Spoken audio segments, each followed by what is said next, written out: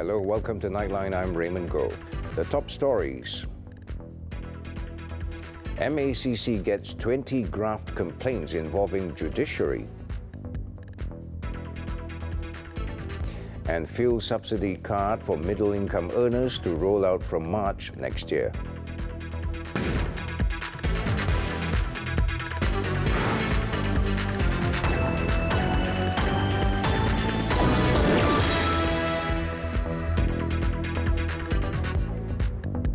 Good morning.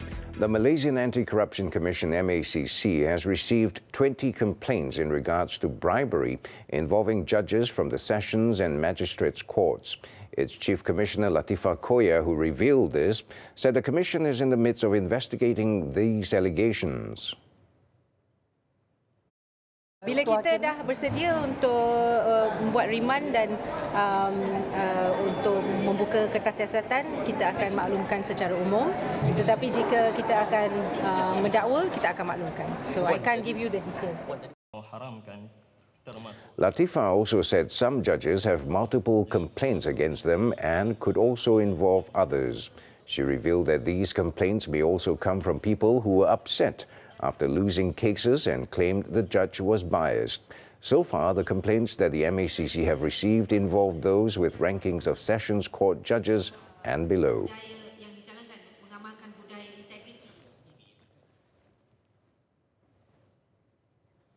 The fuel subsidy card for Malaysian middle-income earners, M40, will be rolled out from March 2020. Finance Minister Lim Guan Eng said the fuel subsidy will be pumped through the special card, Card 95. M40 itu akan siap sedia pada bulan 3 lah, pada bulan 3. Dan itu kita akan gunakan mengikut kad lah. So biar pihak kami kaji itu perkara ini. Dan tentu bila mekanisme ini semua siap, kita akan buat pengumuman. The Finance Minister was speaking to the media at the sidelines of the International Directors Summit 2019 in Kuala Lumpur on Tuesday. While tabling the 2020 budget last Friday, Lim said that the Card 95 allows the M40 to enjoy the fuel subsidy at a discount of 30 cents per litre, limited to 100 litres a month for car users or 40 litres a month for motorcycle users when buying RON 95 petrol. Lim also assured Malaysians that floating the price of RON 95, which is currently at a fixed controlled price, would not cause its retail price to spike suddenly. Yang kita buat anggaran ialah ia akan pada tahap $62 satu tong. Ada pihak yang boleh cakap ia terlalu tinggi. So saya rasa kemungkinan ini agak kecil lah.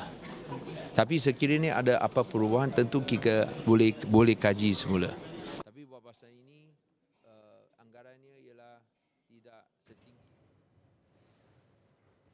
In a bid to provide targeted petrol subsidy in an effective manner, the government said it will formulate a mechanism to acquire credible data on eligible recipients from the M40 bracket.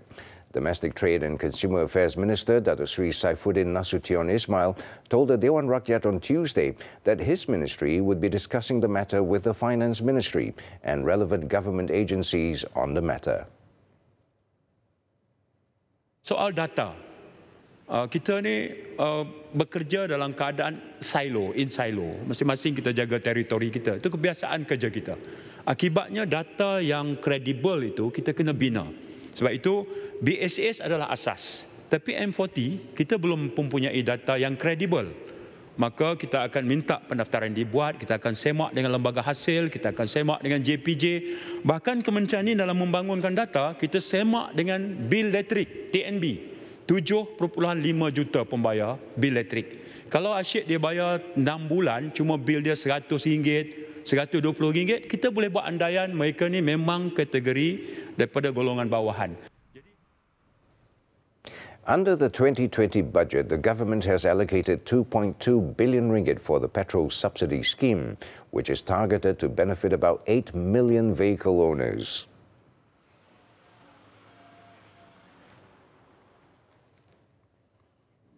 Police have their own reasons as to why they arrested the individuals suspected of having links to the Liberation Tigers of Tamil Eelam LTTE terrorist group. Prime Minister Tun Dr. Mahathir Mohamad said he had been briefed by police on the matter and was satisfied with the reasons given for the arrests. Saya puas hati dengan sebab-sebab itu.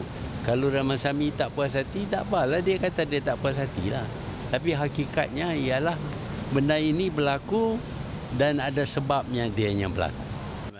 I'm glad that the Prime Minister was commenting on polemic responses by certain quarters on the arrests of the 12 individuals after they were suspected of being involved with the LTTE.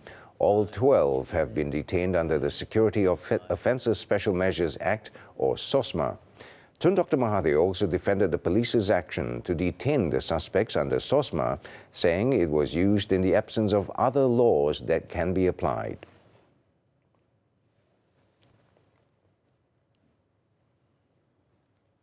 Meanwhile, the two DAP elected representatives arrested for their alleged links to the LTTE terror group last week will still serve their term as assemblymen. Election Commission EC Chairman Dato' Azhar Azizan Harun said both assemblymen from Melaka and Negeri Sembilan would only be disqualified if they were found guilty and convicted in court.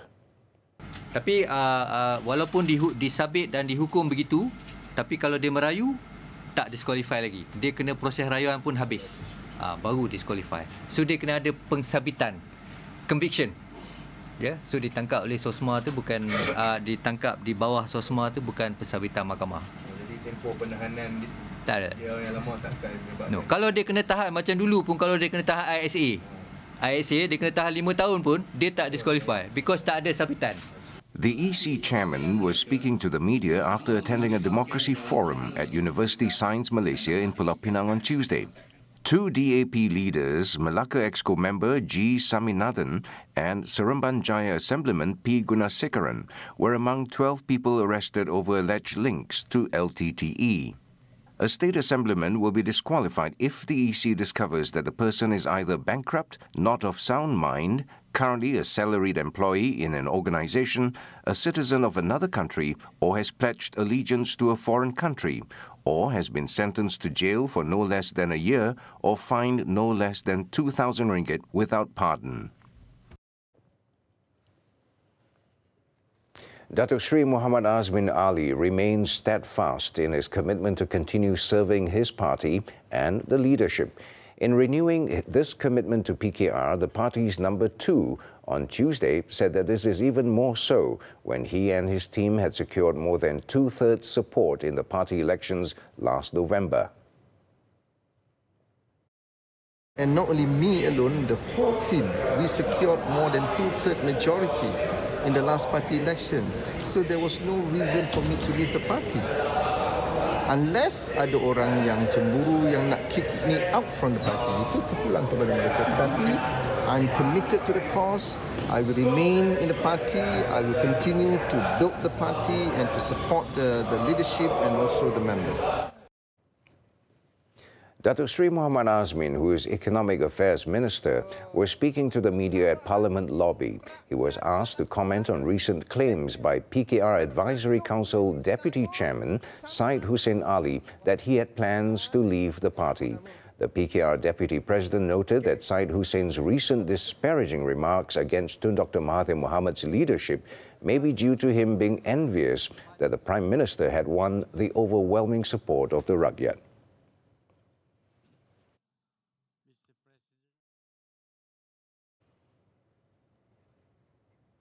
Malaysia must take advantage of the positive trend in the global market for medical devices industry by positioning the nation as a preferred destination among foreign investors. Prime Minister Tun Dr. Mahathir Mohamad said Malaysia could strengthen its global market competitiveness by providing a conducive business environment for multinational companies. Everyone in the business have a role to play. The Malaysian government, through the Medical Device Authority, should be supported by the private sectors, non-governmental organizations, as well as the higher learning institutions. Hence, the importance of this medical device event, where all parties involved, from startups, mid-level entrepreneurs, right up to the big players, are here with the international players to drive the industry to the next level, to make Malaysia as the international hub to source medical devices. Tun Dr. Mahathir said this in a speech at the International Medical Device Conference in Kuala Lumpur on Tuesday. The Prime Minister added that as the nation moves towards the fourth industrial revolution, the accelerating pace of innovation in the medical device industry is seen in the effort by local companies beginning to undertake research and development in their manufacturing processes.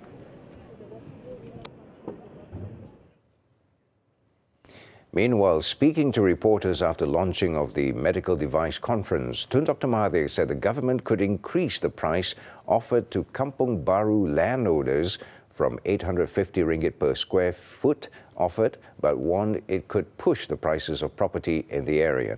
In such a situation, the Prime Minister said he feared that the property would have to be sold at a very high price and may be out of reach for many of them. Tanah tu akan didapati oleh orang lain. Tapi kampung baru ni kita perlu ada penghuninya terdiri daripada orang Melayu. Dan kebanyakan orang Melayu tidak boleh beli dengan harga yang mahal. Kalau kita nak ikut harga pasaran, orang Melayu tak masuk dah dalam kampung baru. If you want that, we will do that for you. For this reason, he said a special price has been offered to the landowners with an eye on preserving the only Malay enclave in the city centre area.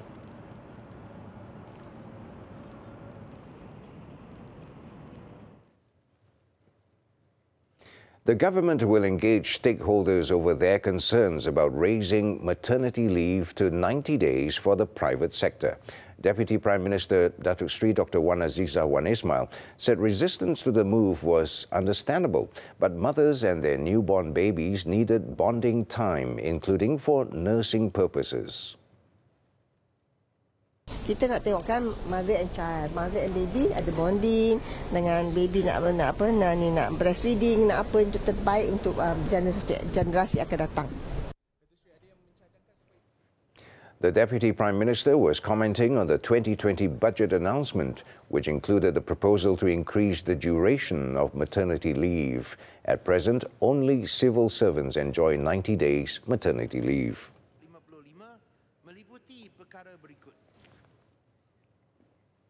Felda will be using all media channels under Media Prima Berhad, MPB, to disseminate information, especially to settlers and other stakeholders. Its General Manager, Dr. Othman Omar, said this is important as Felda is a large entity and previously a lot of information did not reach the targeted group. Jadi kita dapati dengan bekerjasama dengan pihak Media Prima, mungkin kita dapat berhubung dengan mereka ni dan dapat sampaikan pesanan-pesanan dan program-program kita dengan lebih tepat dan berkesan. Earlier, Felda, led by its chairman Tan Sri Muhammad Baki Saleh, visited Sri Pentas in Petaling Jaya, Selangor to get a better understanding of the media conglomerate. Discussions were also held with the management of MPB, led by its group chairman Datuk Syed Hussein Al-Junid. Also present were MPB Group Managing Director Datuk Kamal Khalid, MPB Group Executive Director Datuk Iskandar Mizal Mahmud, MPB Editorial and News Operations Executive Director Mustafa Kamil Muhammad Jano. They visited the newsroom and were shown the main news studio.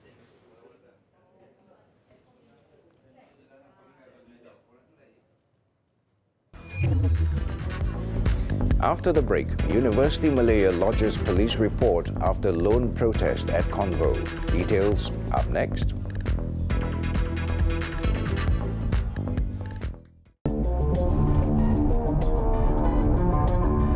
Catch the auto segment every Friday on Nightline! Woo! Wow!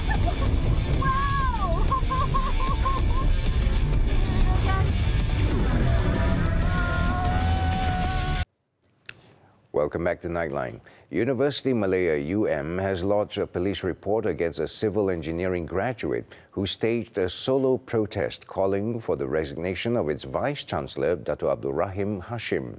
In a statement, the varsity said it would leave it to the police to investigate the incident and take appropriate action. Student activist Wong Yan Kee displayed a placard on stage after he received his degree scroll on Monday. He was protesting the Vice-Chancellor's recent speech at the Malay Dignity Congress in Shah Alam, saying it was racially charged. A video clip of his protest has since gone viral. said Wong's action was rude and unacceptable, as this was done during an official ceremony officiated by the varsity's Chancellor, Sultan Nazrin Shah.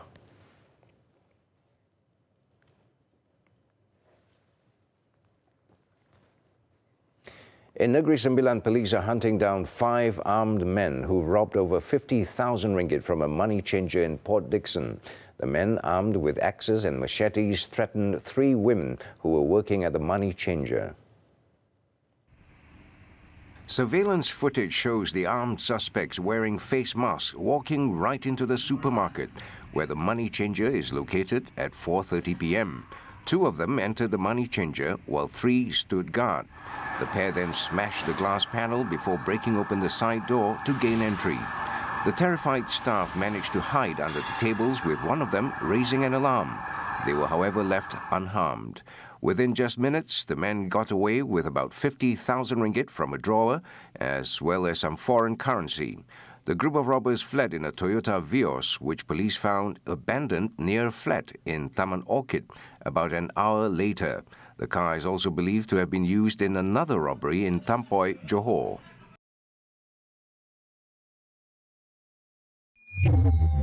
Over in Selangor, UMNO Supreme Council member Dato' Lokman Nur Adam on Tuesday claimed trial to a charge of incitement over a video he uploaded to his YouTube channel on a road rage incident in August this year.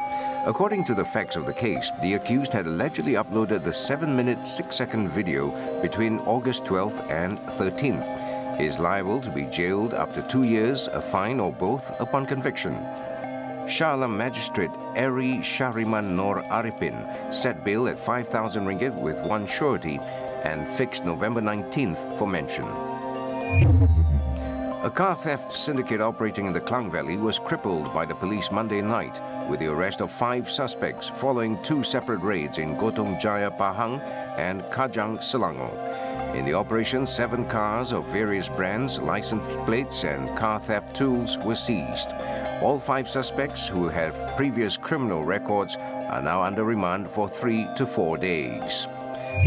In Sarawak, police have detained an Indonesian man and seized over 10 kilograms of methamphetamine and Aramin 5 pills, valued at more than 500,000 ringgit.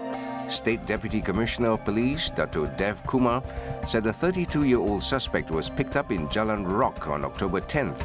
Investigation revealed that the suspect had entered Sarawak through the Tebedu border, and police believe the suspect was using the state as a transit point before distributing the drugs in a neighboring country.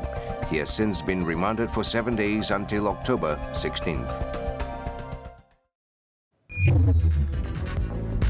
US imposes new sanctions on Turkey over Syria offensive. The details after this break. Welcome back, and on to the foreign front now. U.S. President Donald Trump has signed an executive order on Monday imposing sanctions on Turkish ministries and senior government officials, hiking tariffs on Turkish steel up to 50% and immediately halting trade negotiations with the country. This was in response to Turkey's ongoing military offensive in northern Syria. The order was announced by Trump in a lengthy statement posted to his Twitter account. According to U.S. Vice President Mike Pence, the sanctions are aimed at restraining the Turkish assault against Kurdish fighters and civilians in Syria. An attack Turkey began after Trump announced he was withdrawing American troops.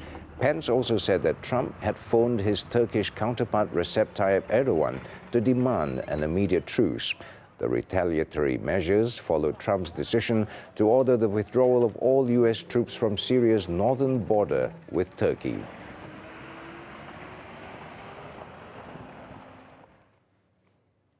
Over in Japan, the death toll from Typhoon Hagibis has risen to 70 on Tuesday as rescuers work around the clock in an increasingly desperate search for survivors.